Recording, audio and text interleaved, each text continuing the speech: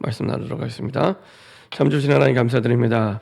우리의 삶을 살아가면서 가장 중요하고 가장 시급하고 가장 가치 있는 후대 사역에 우리의 마음을 드리고 우리의 생각을 드리고 우리의 삶에 드리는 새로운 시작이 되게 하여 주옵소서. 우리 힘으로 우리의 능력으로 할 수 없습니다.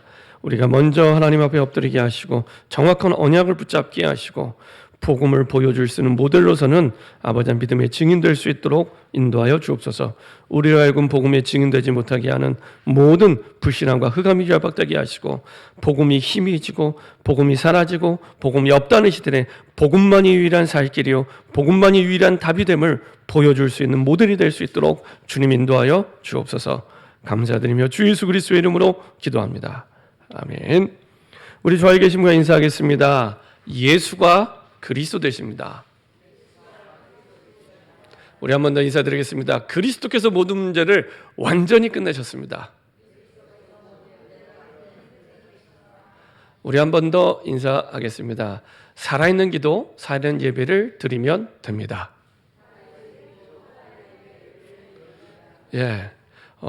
복음 안에 저와 여러분들이 하나님의 자녀가 됐다면 한 가지만 하시면 됩니다. 진짜 살아있는 기도, 진짜 살아있는 예배, 그걸로 완전하고 충분합니다.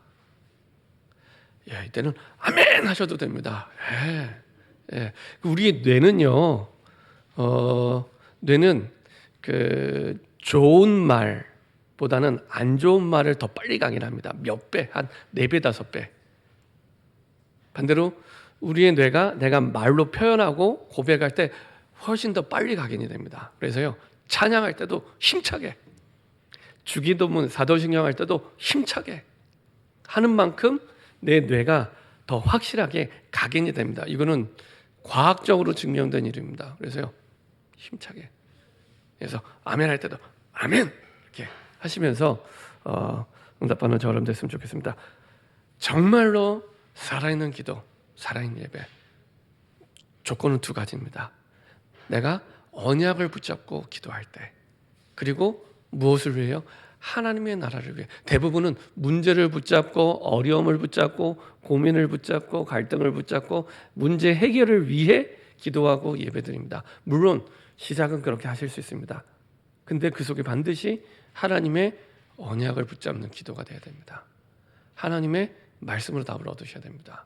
그리고 방향은 항상 변함이 없습니다. 저는 머리가 별로 안 좋습니다. 저처럼 머리 나쁜 사람도 까먹지 말라고 항상 하나님의 나라. 그래서 혹시 방향이 헷갈리거나 답이 헷갈릴 때는 그냥 무조건 하나님의 나라를 위해 내게 원하시는 게 무엇입니까? 그렇게만 기도하셔도 돼요. 하나님의 나라를 위해, 이 문제 해결을 위해 말고. 우리가 좀 전에 모든 문제가 그리스도 안에서 끝났다고 고백했잖아요. 예수님이 십자가에서 우리의 죄를 짊어지는 말미암아 죄로부터 나오는 모든 문제, 그로부터 나오는 모든 저주 재앙을 끝내시고 우리를 구원해 주신 겁니다. 근데 우리는 자꾸 현실에서 눈에 보이는 거에 자꾸 속는 거거든요. 그렇지 않습니다. 성경에 보면 한 번도 현실대로 하나님이 역사하신 적이 없습니다. 현실대로 하나님의 말씀대로 역사하십니다. 하나님의 언약대로 역사하십니다. 그래서 한 사람의 믿음으로도 충분하고 완전합니다. 한 사람의 믿음으로도. 그래서 요셉 한 사람, 모세 한 사람, 다윗 한 사람, 엘리야, 엘리사, 다니엘, 바울, 그 한 사람의 믿음만으로도 충분히 하나님은 시대를 바꿀 수 있습니다. 그런 주인공으로 저 사람들을 불러주셨습니다. 그래서 살아있는 기도, 살아있는 예배만으로도 충분합니다. 근데 안타깝게도 살아있는 기도, 살아있는 예배가 상실된 시대를 살아가고 있습니다. 상실된 시대를 살아가고 있습니다. 그래서 우리는 세계복음화를 위해서 우리가 달려가고 있기 때문에 전 세계 현장을 보면은 우리가 잘 아는 믿음의 어마어마한 종교 개혁이 일어났던 유럽, 그 가운데서도 독일, 스웨덴 이런 나라를 보면은 금방 확인할 수 있습니다. 독일 같은 경우는요, 사실은 종교 개혁이 일어난 나라잖아요. 근데 지금은 선교의 대상이 되는 나라가 됐습니다. 예수 믿는 사람이 5% 미만입니다. 그 선교학에서 5% 미만이면 미전도 종족입니다. 미전도 종족. 정말로 복음이 시급하게 필요한 미전도 종족이 종교 개혁을 한 독일이 됐습니다. 이거는 너무너무 심각한 일입니다. 거기는 여러 가지 많은 이유가 있지만 여러 가지 많은 이유가 있습니다. 예를 들면은 독일은 우리나라와 다르게 종교세를 걷습니다. 종교세. 그래서 목사가 국가의 공무원입니다. 종교세를 걷어서 3분의 1을 목사님들의 월급을 주고 3분의 1을 이제 그 여러 가지 많은 교회 사역에 사용을 합니다. 근데 그게 더 사역을 망치게 만든 겁니다. 사실은. 예. 전도할 이유가 사라지고요. 간절함이 사라지게 됩니다. 간절함이. 근데 그게 지금 독일 사람들의 영적 상태가 됐습니다. 간절함이 사라졌어요. 경제가 발전하면서 예수를 믿어야 될 이유가 사라지는데 자유주의와 개인주의가 만연해지면서 사실은 점점 예수를 믿어야 될 이유를 잃어버리고 살아가겠네. 지금의 한국의 젊은이들과 후대랑 똑같습니다. 사실은 똑같습니다. 대학생 청년들이 아이를 안 낳습니다. 제가 지난주에도 이제 머리를 자르러 미용실에 갔더니 이렇게 대화를 하는데 본인 자녀도 애를 안 낳고 본인 친구 딸도 애를 안 낳고 안 낳기로 작정하고 결혼하고 약속하고 결혼했대요. 그런 시대가 됐습니다. 근데 아까 우리 교동문 봤잖아요. 자식은 하나님의 기업이고 축복인데 그게 다 돈으로만 보이는 거예요. 야, 자식 한 명 키우려면 3억이 든다더라. 아, 그냥 우리가 잘 살면 되지. 근데요, 꼭 돈이 없어도 아니에요. 그 미용실 원장님 하는 얘기가 그 친구 딸은 대기업을 다니는데도 연봉이 꽤 되는데도 그냥 내가 편하게 사는 게 그냥 좋은 거예요. 내가 편하게 사는 게. 자녀를 낳는 이유를 모르는 거예요. 그럴 수밖에 없겠다. 복음을 모르면 자녀를 낳아야 될 이유를 모릅니다. 그리고 점점 야, 이게 저주 중에 가장 큰 저주 재앙이구나. 제가 볼 때는 앞으로 핵폭탄 이상으로 큰 저주 재앙이 이 인구 문제가 될 겁니다. 지금도 어마어마한 문제지만 아무리 좋은 걸 만들어놔도 사람이 없으면 아무 쓸모 없습니다. 사람이 없으면 그럼 어떻게 되는 줄 아세요? 딱 유럽을 보면 됩니다. 전부 이슬람 이 모슬림권 사람들이 들어오기 시작합니다. 모슬렘화 되기 시작합니다. 그래서 그 이슬람교를 믿는 사람들은 보통 그 이슬람 법에 의해서 부인을 4명이나 둘 수 있고요. 보통 자녀가 7명, 8명입니다. 그럼 세월이 지나가면요. 처음에는 비슷한데 기하급수적으로 늘어나게 됩니다. 근데 우리가 신본주의가 아니라 민주주의잖아요. 그럼 모든 게 뭐에 결정됩니까? 투표에 결정됩니다. 그럼 나중에 어떻게 되냐? 나중에는 나라가 통째로 이슬람 국가가 되는 겁니다. 투표로. 지금의 런던 시장은 무슬림입니다. 아시는 것처럼. 아까 제가 독일뿐만 아니라 스웨덴은 그 전 세계에서 가장 그 행복 지수가 높은 나라라고 합니다. 아주 아프리카 같은 나라인데 행복 지수가 높은 거 말고 잘 사는 나라인데 행복 지수가 높은 나라가 이 스웨덴입니다. 스웨덴인데 스웨덴은 오랫동안 국교가 기독교였는데 2000년도에 그 국교가 취소가 됐어요. 그리고 점점 역시 이제 많은 자유주의, 개인주의가 만연해 가면서 어떻게 됐냐? 지금은 역시 스웨덴도 그 독일처럼 나는 개신교 교회를 다닌다. 이 사람이 전 국민의 2%입니다. 2%. 2000년도까지만 하더라도 국교가 기독교, 루터교였습니다. 스웨덴 루터교. 근데 지금은 2%밖에 안 돼요. 근데 그 2%가 정말 예수 믿을까요? 예수님을 영접하고 예수가 그리스도는 복음을 정말 믿을까요? 저는 아니라고 봅니다. 확신 있게 아니라고 봅니다. 저는. 그렇죠. 근데요, 모슬렘들은 그 사이에 8.1%가 됐습니다. 지금은 8.1%죠. 점점 늘어날 겁니다. 그럼 나중에 투표하면 나라가 통째로 그렇게 가게 되는 겁니다. 제가 서론에 조금 심각한 말씀을 드렸지만 왜 이런 말씀을 드리냐? 교회가 교회가 본질적으로 해야 될 세 가지 사역이 있습니다. 그게 선교. 그리고 두 번째는 정말 선교를 하려고 하면 첫 번째 해야 될 사역이 치유 사역입니다. 아픈 사람이 너무 많기 때문에. 예수님도 공생의 기간 동안 제일 많이 하신 사역이 치유 사역입니다. 그건 병을 낫기 위한 사역이 아니고요. 세계 복음화를 위한 사역이었습니다. 그래서 치유 사역, 가장 빨리 동네 전체를 복음화하는 방법이 치유였기 때문에. 그리고 이렇게 될 때 후대가 살아나게 됩니다. 이게 교회의 본질적인 세 가지 사역. 이 세 가지가 교회를 교회에서 하지 않으면 교회는 규례수의 맛을 잃어버리게 됩니다. 소금이 맛을 잃어버리면 밖에 던져져서 발에 채이는 것처럼 교회가 이 세 가지 사역을 하게 되면은 교회가 세상에서 그런 취급을 당하게 됩니다. 그렇죠? 이 세 가지 사역. 그 중에 가장 시급하고 중요한 사역이 후대 사역입니다. 후대 사역. 너무 근데 더 심각한 건 여기에 대한 감각을 잃어버렸습니다. 이 땅의 한국 교회와 많은 성도들이 여기에 대한 감각을 잃어버렸습니다. 왜냐하면 이게 한 번에 갑자기 이루어지는 게 아닙니다. 서서히 아주 천천히 한 세대를 붙은 25년을 한 세대라고 얘기를 합니다. 한 세대를 두고 서서히 이루어지게 됩니다. 눈치 못 채게. 어느 순간 뚜껑을 열어보면은 완전히 그렇게 되어져 버려서 걷잡을 수 없는 상황이 되어버립니다. 유럽이 지금 그런 상황이 됐습니다. 지금 유럽은 우리는 지금 마약 때문에 막 떠들썩하잖아요. 유럽은 마약을 나눠줘요. 네덜란드는요. 오염된 주사기로 마약하면은 병 생기니까 오염된 주사기로 맞지 말라고 주사기 마약을 깨끗한 주사기에 마약을 넣으라고 주사기 나눠줍니다. 막을 수가 없는 상황이 된 겁니다. 막을 수가 없는 상황이. 우리 후대가 그렇게 되면 안 되잖아요. 그렇죠? 너무너무 심각하게 됐는데 여기에 대한 감각을 잃어버렸어요. 개구리가요. 저도 어렸을 때 그 시골에서 그랬지만 개구리를 삶을 때 아시잖아요. 뜨거운 물에 던지면 확 튀어나옵니다. 근데 개구리 삶을 때는 찬물에 개구리를 넣고 딱 냄비 뚜껑을 닫습니다. 그리고 밑에서 서서히 불을 떼면 개구리는 변온동물이기 때문에 자기가 삶아지는 줄 모르고 죽어갑니다.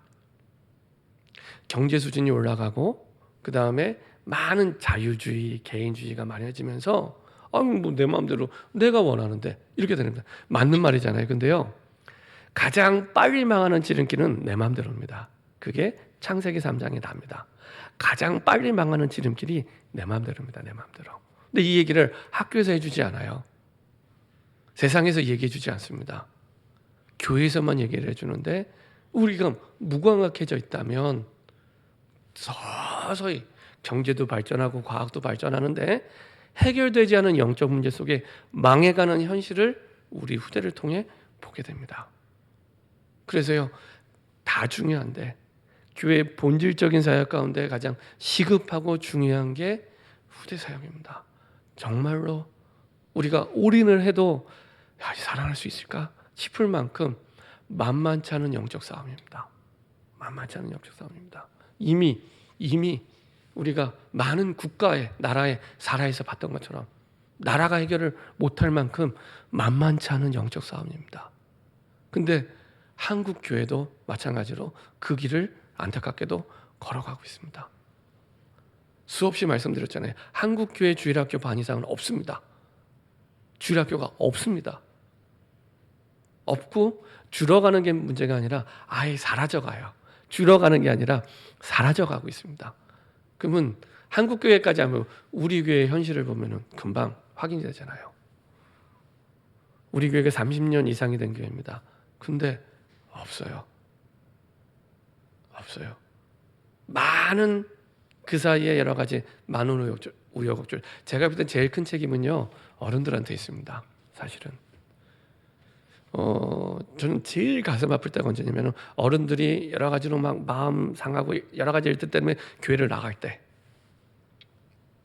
나는 힘들어서 교회를 나가지만 후대들에게는 2배, 3배, 10배 신앙의 데미지가 가게 됩니다. 그거 아무 생각하지 않고 내 마음이 상해서 그냥 교회를 나가요. 후대는 완전히 무너지는 겁니다. 아, 문제가 오면 교회를 나가면 되는구나, 이렇게 받아들인 겁니다. 아시죠? 교육학자들이 배움을 부모에게 배울 때는 부모의 앞모습을 보고도 배우지만은 부모의 뒷모습을 보고 배웁니다. 부모의 그림자를 보고 배웁니다. 아, 어려움이 왔을 때 문제를 저렇게 해결하는 거구나. 똑같은 신앙의 길을 걸어갑니다. 그게 되기 정말 맞습니까? 아니잖아요. 그래서 저는 저도 교회를 오래 다니면서 많은 분들이 교회를 오고 나가 이런 걸 보면서 정말 후대를 정말 이렇게 성경대로 생각하는 믿음이 있을까? 마음이 있을까? 후대의 신앙을 생각하면 그렇게 하면 안 되는데, 선교사로 파송받는 거 말고는 교회로 옮기시면 안 됩니다. 내가 선교사로 파송받는 거 아니면. 예. 근데 많은 부분이 여러 가지 갈등 속에, 문제 속에, 말씀드렸잖아요.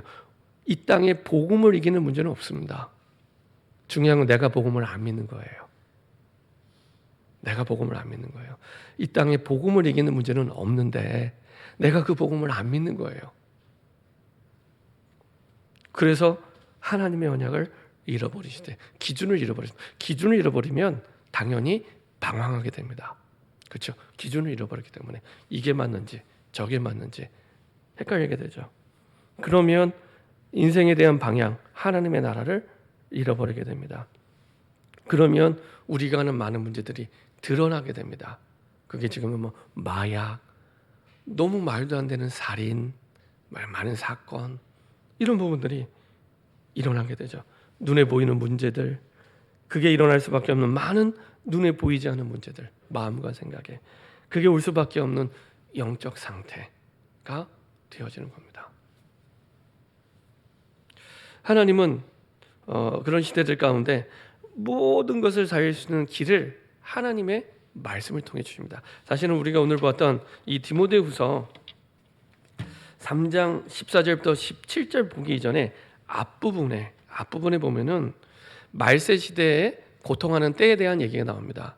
말세 시대 때 아시는 것처럼 디모데후서는 바울의 14권의 서신 가운데 가장 마지막 서신입니다. 그래서 바울의 유언장이라는 별명이 있습니다. 바울의 유언장. 그것도 개인적인 서신입니다. 가장 사랑하는 영적 아들 디모데에게, 디모데를 어떻게 만나게 됐고 복음을 전했는지 아시잖아요. 사도행전 14장에 루스드라 지역에 갔을 때 1차 전도 여행 때 돌로 맞고 완전히 초죽음이 돼서 시체처럼 성 밖에 내쳐졌을 때 다시 들어가서 성 안으로 들어가서 찾은 제자가 디모데입니다. 얼마나 그 디모데가 소중하겠습니까? 그 영적 아들 디모데에게 이제 마지막 죽음을 앞두고 유언장과 같이 보내는 편지가 디모데 후서입니다. 그 가운데 3장 시작하면서부터는 말세 시대 때 나는 죽고 사라지지만 이런 시대가 될 거야 라고 시대적인 상황이 쭉 나옵니다. 그리고 나서 이제 14절을 보셔야 왜 바울이 이 얘기를 했는지가 이해가 됩니다.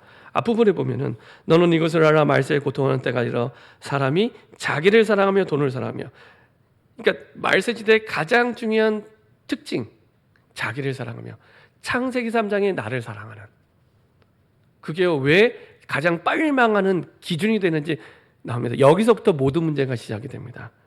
그러면 어떻게, 자기를 사랑하는 게요, 나를 사랑해야지 이게 아니라 그렇게 되면 반드시 돈을 사랑하게 돼 있습니다. 내가 건강해야 되잖아요. 내가 힘이 있어야 되잖아요. 그러면 돈을 사랑하게 돼 있습니다. 따라오는 거예요. 자기를 사랑하는 만큼. 그리고 자랑하며 교만하며 비방하며 심지어 자기를 사랑하는 것 때문에 부모를 거역합니다. 예, 따라오는 겁니다. 감사하지 않고 거룩하지 않고 무정하고 원통함 풀지 않고 한을 품고 모함하고 절제하는 게 안 되고 사납고 선한 것을 좋아하지 아니하고 배신하고 조급하고 자만하고 쾌락을 사랑하기를 하나님 사랑합니다 더하며, 그 가장 밑바닥에는 나를 사랑하는 게 있습니다.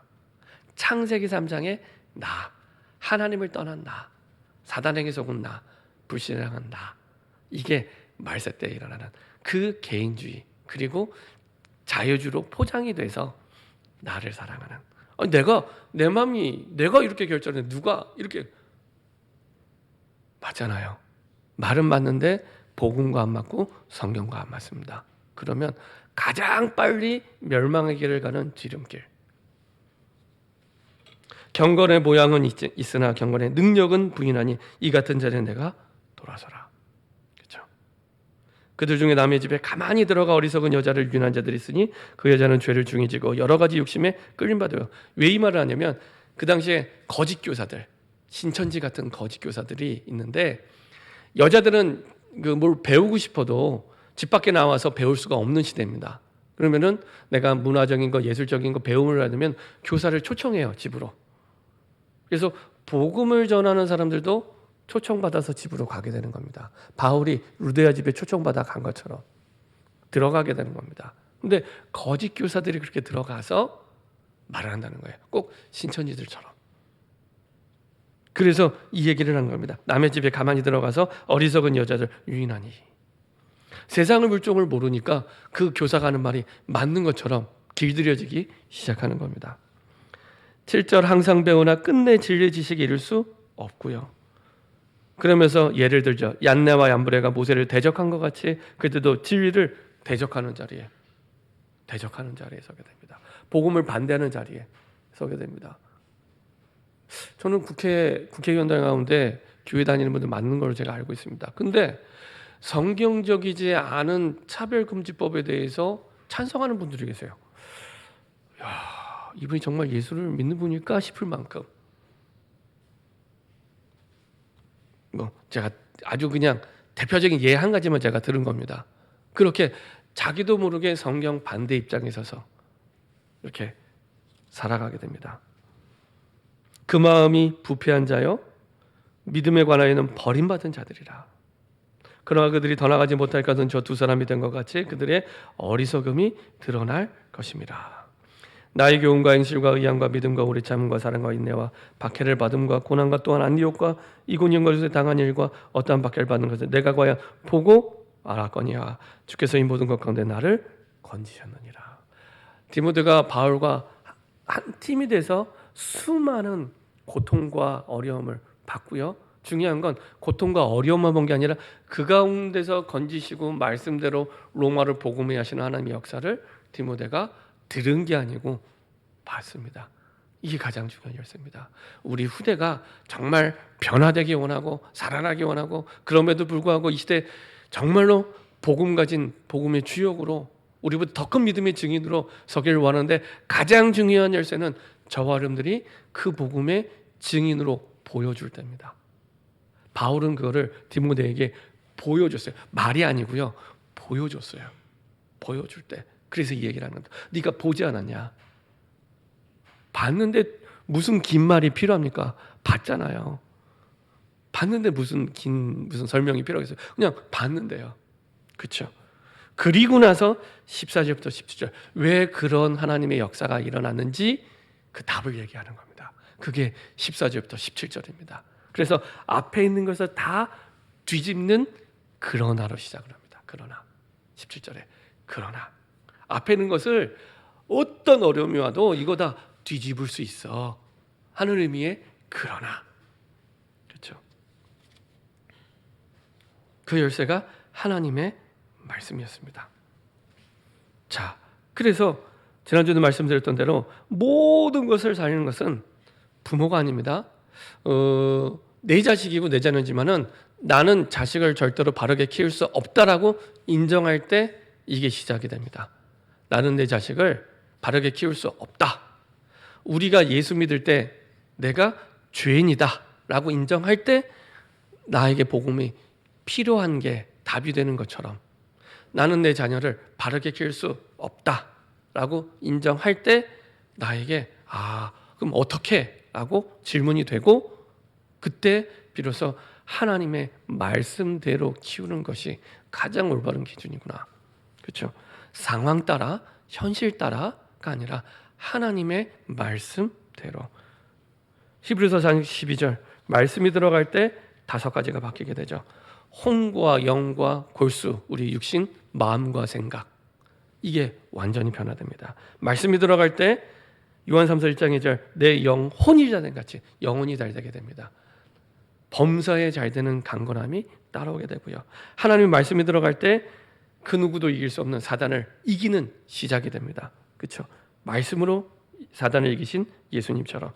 그리고 그 말씀은 창조의 능력이 있습니다. 부모가 도와주지 않아도, 그렇죠? 아무도 도와주지 않아도, 아무것도 없어도 모든 것을 살리고 모든 것을 바꿀 수 있는 능력이 말씀에 있습니다. 창조의 말씀, 그렇죠? 창세기 1장 1절부터 13절 이 말씀이 들어갈 때 누구도, 에스겔 37장 마른 뼈가 극히 강한 군대가 되는 어마어마한 역사가 일어나게 되고요. 그래서 말씀이 빛이 되고 말씀이 생명이 돼서 하나님은 아예 하나님 자신을 말씀이라고 표현하시죠. 이만큼 하나님의 말씀이 중요합니다. 이 믿음이 있다면 얼마든지 우리 후대를 바꾸고 살려낼 수 있습니다.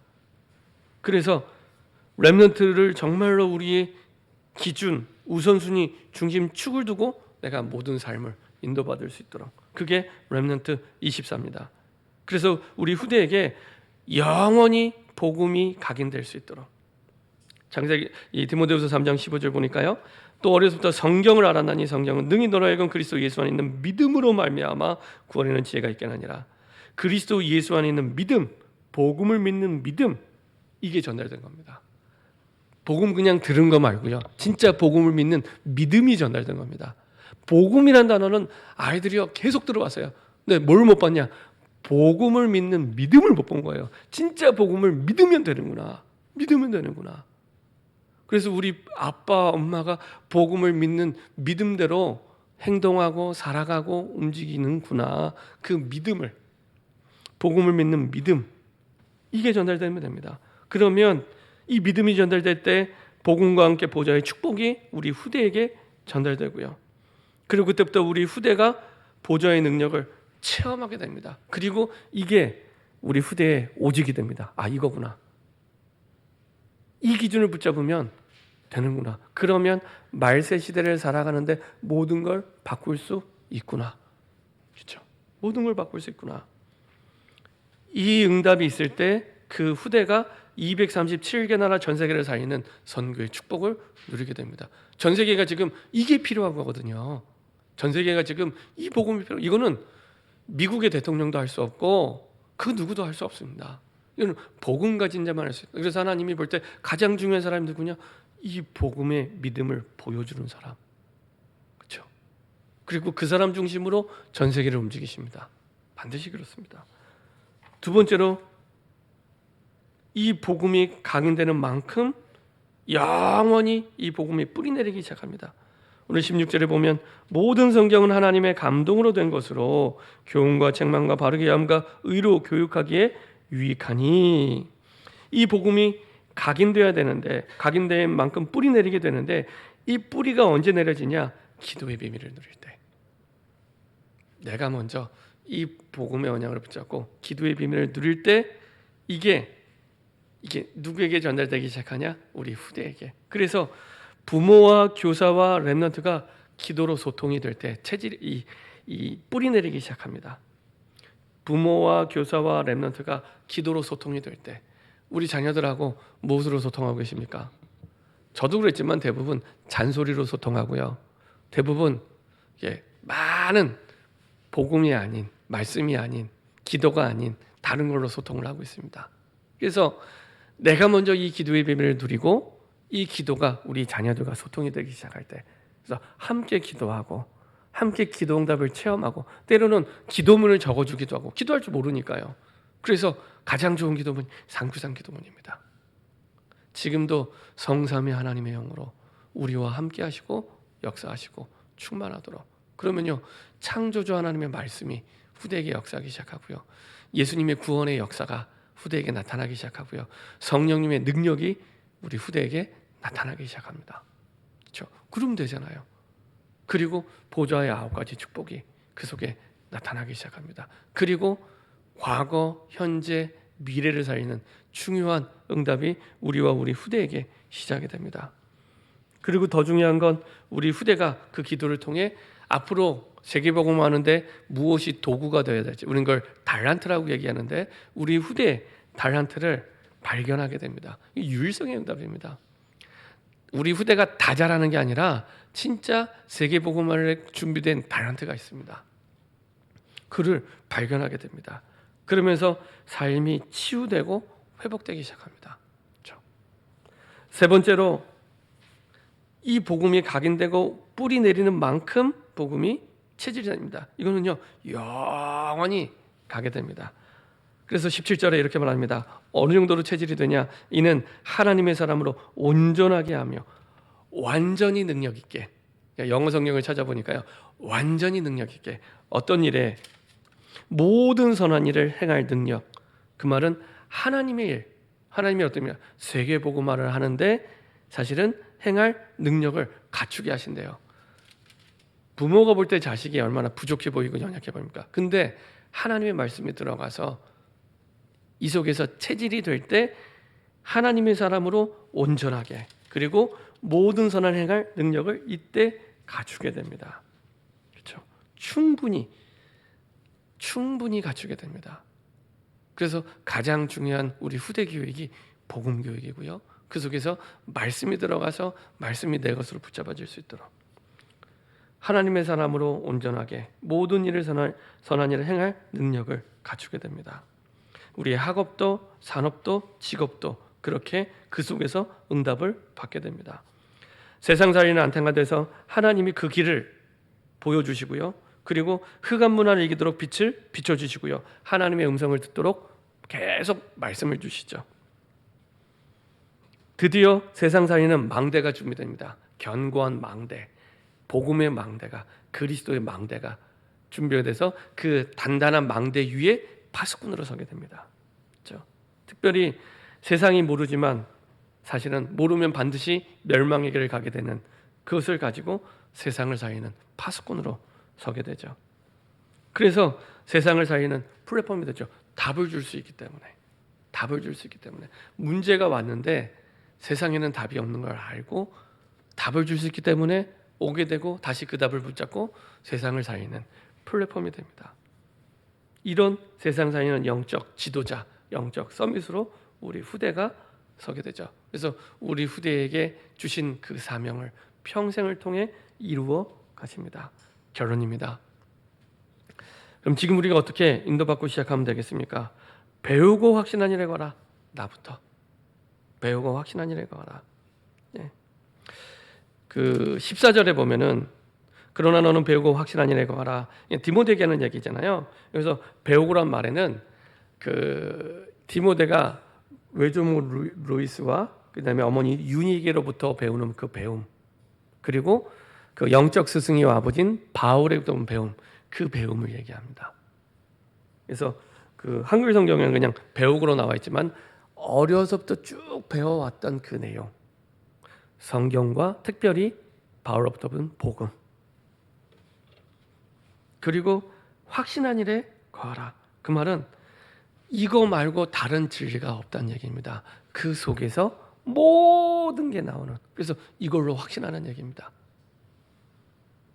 그래서 마지막에 거하란 말은 계속해서 끝까지 거기에 머물러 있으면 돼. 계속해서 끝까지 거기에 머물러 있으면 돼.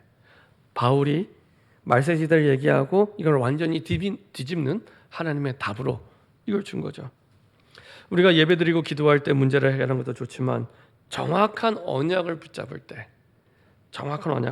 때 하나님의 뜻을 깨닫게 되고 예비된 자 예비된 곳 예비하신 일을 확인하게 됩니다. 그러면 어떤 문제가 와도 그때부터 더 이상 그 문제는 문제가 아닙니다. 더 이상 그 문제는 그 문제 답을 발견했기 때문에 또 그냥 답이 아니라 완전히 하나님의 예비하셨구나, 예비된 사람이구나, 예비된 곳이구나, 예비된 일이시구나, 이렇게 깨달아지게 됩니다. 그렇죠? 자, 이걸 두고 여러분들이 시작은 항상 말씀의 흐름 속으로 들어가는 겁니다.